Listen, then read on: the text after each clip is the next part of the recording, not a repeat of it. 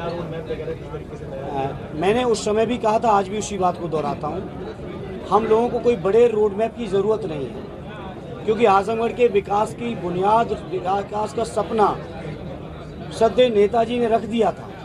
आदरणीय अखिलेश यादव जी ने उसको आगे बढ़ाया है। उसी रास्ते पे चलते हुए आजमगढ़ के लोगों की ज़रूरत के हिसाब से उसको और आगे बढ़ाएंगे। जहाँ यहाँ मेडिकल कॉलेज की दुर्व्यवस्था को दुरुस्त कराना है। देवारा के लोगों की एक समस्या, गंभीर समस्या है, लाखों की आबादी निवास करती है, समस्या है।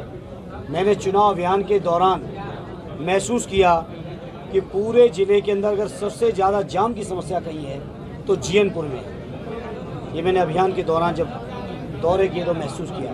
तो इस तरह से जहाँ जहाँ जैसी ज़रूरत पड़ेगी हम लोग आगे बढ़ते रहेंगे। सर, बीजेपी का जो तिरस्म टूटा है इसके पीछे क्या फैक्टर है? जी, बीजेपी का जो तिरस्म टूटा है इसके पीछे क्या फैक्टर रहा? बीजेपी के लोगों ने जनता को धोखा दिया है। 14 से लेके आज 24 आ गई, 10 साल में 5वां चुनाव है। 14 का चुनाव हुआ, 17 का हुआ, 19 का हुआ, 22 का हुआ और 24 का हुआ। पांचों चुनाव में लोगों को गुमराह करने की बीजेपी ने हर संभव कोशिश की। चूँकि मोदी जी आए थे गुजरात से, उत्तर भारत के लोग वाकिफ नहीं थे। मीडिया के लोगों ने, आप सब लोगों ने, बीजेपी के लोगों ने जो भी उनको प्रमोट किया, उनकी इमेज को, लोगों ने मान लिया कि शायद 2 करोड़ रोजगार मिलेंगे। लोगों ने मान लिया कि महंगाई कम कर देंगे। लोगों को यकीन हुआ कि शायद रुपए की स्ट्रेंथन होगी, अर्थव्यवस्था में मजबूती आएगी। लोगों ने कहा, जिस तरह के भाषण दिए थे उन्होंने कि मैं देश नहीं बिकने दूंगा, और लोगों ने 10 साल में महसूस किया कि बीजेपी के लोग, समझ लो, जो चुनाव में वादा करें ठीक उल्टा चलते हैं। जो बेरोजगारी खत्म करने का दावा कर रहे थे, आज देश के अंदर बेरोजगारी की दर सबसे ज़्यादा है। जिन्होंने महंगाई खत्म करने की बात की, सबसे ज़्यादा महंगाई है। जिन्होंने बात की थी देश नहीं बिकने दूंगा, देश की कोई सार्वजनिक विभाग या संस्थाएं नहीं बची हैं जिनको बीजेपी के लोगों ने न बेचा हो। तो लोगों को ऊपर से जो पर्दा था, जो एक तिलिस्म बनाया गया था, वो इस चुनाव में लोगों की नज़र में आ गया, समझ में आ गया। और जो हमारे नेता आदरणीय अखिलेश यादव जी ने एजेंडा सेट किया था या लोगों की बातों को रखा था, लोगों ने आज उस पर भरोसा किया। और आज हम फख्र के साथ कहते हैं, लखनऊ से चलिए, बाराबंकी से घुसिए, फैजाबाद, अयोध्या, अंबेडकर नगर, आजमगढ़, जौनपुर, मऊ, बलिया, देवरिया, गाजीपुर, कहीं तक चले जाइए, बिहार की सीमा तक एक बनारस को अपवाद छोड़ दो तो लोगों ने कहीं खाता नहीं खुलने दिया। सर, समाजवादी पार्टी देश में तीसरी सबसे बड़ी पार्टी बन के उभरी, लेकिन इंडिया गठबंधन सरकार में आने से काफी कतई दूर नहीं है। अभी देखिए आगे होता क्या। अभी तो सांसद चुन के दिल्ली पहुंचे भी नहीं है।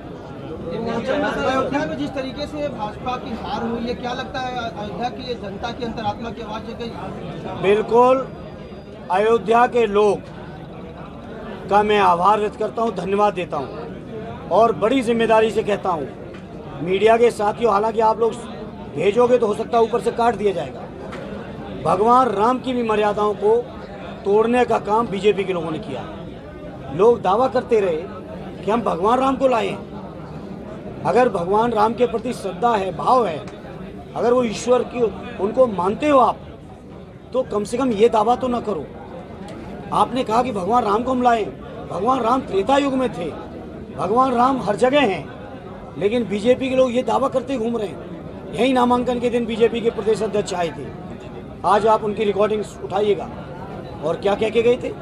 तो इसलिए भगवान राम भी इस बार नाराज हो गए और उनके भी जो स्थान थे, चाहे अयोध्या हो, चाहे चित्रकूट बांधा हो, सारी जगह पर बीजेपी हारी है। जिस तरीके से बीजेपी बनारस में चुनाव जीती है, प्रधानमंत्री वहाँ चुनाव लड़ रहे थे, लेकिन काफी कम मार्जिन रहा। इंडिया गठबंधन ने काफी चैलेंज उनको किया, क्या कहेंगे? हमारे राष्ट्रीय अध्यक्ष जी लगातार कह रहे थे कि क्योटो में संघर्ष है, हो सकता है, शायद लोगों को अंदाज होता है इतने नजदीक आएंगे तो लोग वहाँ भी परिणाम बदल देते हैं। लेकिन जिस तरह से ग्राफ गिरा है, मीडिया के लोगों, पूरा देश महसूस कर रहा है कि झूठ की राजनीति लंबे समय नहीं चल सकती, धोखे की राजनीति लंबे समय नहीं चल सकती। दिन भर पिछड़े की बात बीजेपी के लोग भाषण दिए। आप बताओ, 350 लेटरल एंट्री की है आईएएस की पोस्ट में। मैं लगातार पूरे चुनाव में प्रेस के माध्यम से पूछा और अब संसद में खड़े होकर जाके पूछूंगा कि बताओ कितने दलितों को, कितने आदिवासियों को, कितने पिछड़ों को आपने भागीदारी दी। बताएं बीजेपी के लोग, देश की राष्ट्रपति भवन के सचिवालय में, प्रधानमंत्री सचिवालय में, देश के जितने भी बड़े पद हैं सचिव स्तर के, उन पर पीएसयूज हैं, उनमें मुख्यमंत्री के तौर पे, उनमें गवर्नर के तौर पे हैं, तो उनमें देश की जितनी भी की पोस्टें हैं, आज संसद में जाने के बाद चूंकि आजमगढ़ के लोगों ने अपना आशीर्वाद देके मौका दिया है, तो जाके इस सवाल पूछेंगे कि बताएं बीजेपी के लोग 10 साल में क्या किए हैं। धोखा जातीय जनगणना पर जब बीजेपी विपक्ष में थी 2010 और 11 में, उस समय जातीय जनगणना का समर्थन कर रहे थे और जब सत्ता में आए कई बार संसद में ये सवाल उठा। लगातार बीजेपी के लोगों ने डिनाई किया कि हम जातीय जनगणना नहीं कराएंगे। इससे बीजेपी के लोग जो पिछड़े विरोधी हैं, जो दलित विरोधी हैं, जो संविधान बदलना चाहते थे, इनको उत्तर प्रदेश की जनता ने जवाब दिया है। सर, सरकार बनाने के लिए अभी तकरीबन 41 सीटें आप पीछे हैं। एनडीए के कुछ साथी के आपके संपर्क में है तो क्या बात? देखिए, अभी हम तो आजमगढ़ का कल प्रमाण पत्र लिए हैं और मैं प्रयास में हूं कि हम सभी लोगों को धन्यवाद दें और आपके माध्यम से पूरे क्षेत्र के लोगों को धन्यवाद पहुंचना। सांसद जी, यूपी की जनता ने सबसे ज्यादा सीटें दी हैं समाजवादी पार्टी को। अखिलेश यादव एक बड़ा चेहरा पर